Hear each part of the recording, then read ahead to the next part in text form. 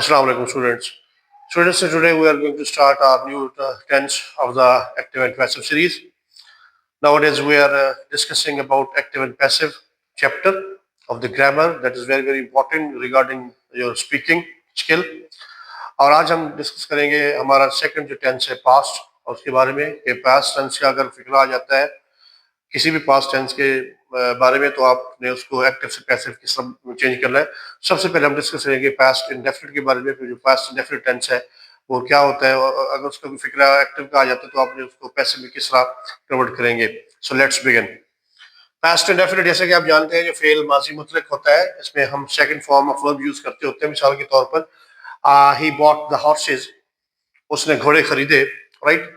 इस पे हम सब्जेक्ट के साथ वर्ब की जो सेकंड फॉर्म है वो यूज करते हैं, उसके बाद ऑब्जेक्ट होता है, इसलिए इसको हम पास्ट इंडेफिनिट कहते हैं।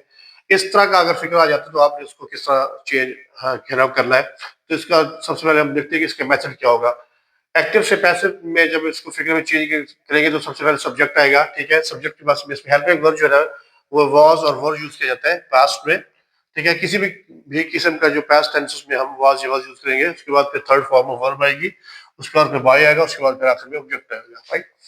तो यही सेंटेंस हम देखते हैं कि ही बॉट द हॉर्सेस, कि उसने घोड़े खरीदे। इसको हम एक्टिव से पैसिव में कैसे चेंज करेंगे। तो जैसे कि मैंने यहाँ पे लिखा है कि सबसे पहले सब्जेक्ट आएगा, यानी जो एक्टिव का जो सब्जेक्ट है वो ऑब्जेक्ट बन जाएगा और उसका जो ऑब्जेक्ट है वो सब्जेक्ट बन गया। इसी तरह इसका जो ऑब्जेक्ट है वो था हॉर्सेस, वो जैसे शुरू में आ जाएगा द हॉर्सेस।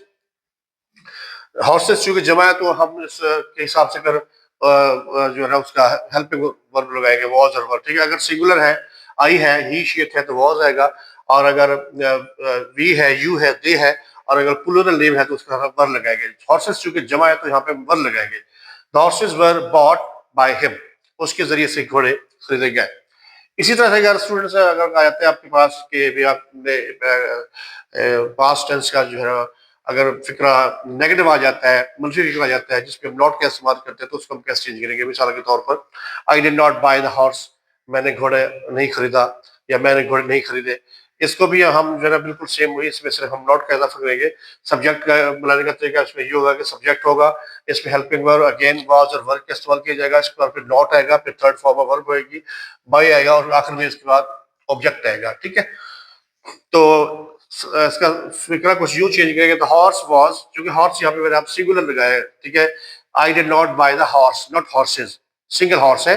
तो यहाँ पे सब्जेक्ट के मुताबिक हम उसका जो हेल्पिंग वर्ब है वो भी हम सिंगुलर लगाएंगे, इसमें वॉज आएगा, ठीक है। Horse was not bought by me, मेरे जरिए से घोड़े नहीं खरीदे गए, ठीक है। इसी तरह से हम डिफरेंट किस्म के सिंपल और नेगेटिव सेंटेंसेस जो है पास्ट इंडेफिनिट टेंस के बना सकते हैं। नेक्स्ट हम देखते हैं कि अगर आपके पास इसी टेंस का पास्ट इंडेफिनिट टेंस का फेल माजी मुतलक में से अगर कोई फिक्रा इंट्रोगेटिव आ जाता है, सवालिया आ जाता है, तो उसको कैसे चेंज करेंगे। मिसाल के तौर पर यही फिक्र है कि did you by the horse, क्या तुमने घोड़ा खरीदा, राइट। तो इसको मेथड पे हम देखते हैं कि अगर किसी भी किस्म का सवाल फिक्र है तो उसको हम जो उसका हेल्पिंग वर्ब है उसी टेंस का हम शुरू में ले आ जाते हैं।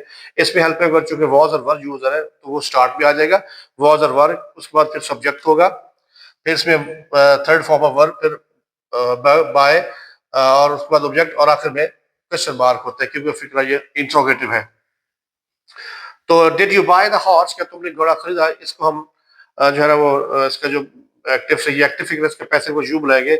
Was the horse bought by you, क्या तुम्हारे जरिए से घोड़ा खरीदा गया।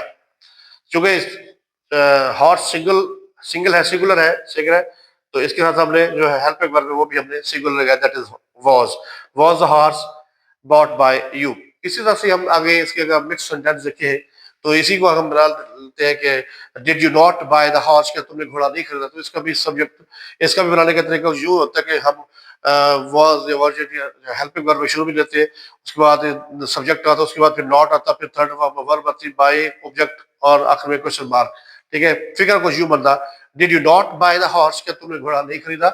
इसका पैसिव को यूं बनता कि was the horse not bought bye you, क्या तुम्हारे जरिए से घोड़ा नहीं खरीदा गया था या खरीदा गया। तो ये था आज हमारा जो है पास्ट इंडेफिनिट टेंस का एक्टिव से पैसिव बनाने का तरीका। उम्मीद है आपको ये लेक्चर बड़ा पसंद आया होगा, क्योंकि मैंने बहुत ही इजी वे में, बहुत ही एक कॉमन तरीके से, बहुत ही जनरल तरीके से इसको समझाने की कोशिश की है। I am sure you have understood it better.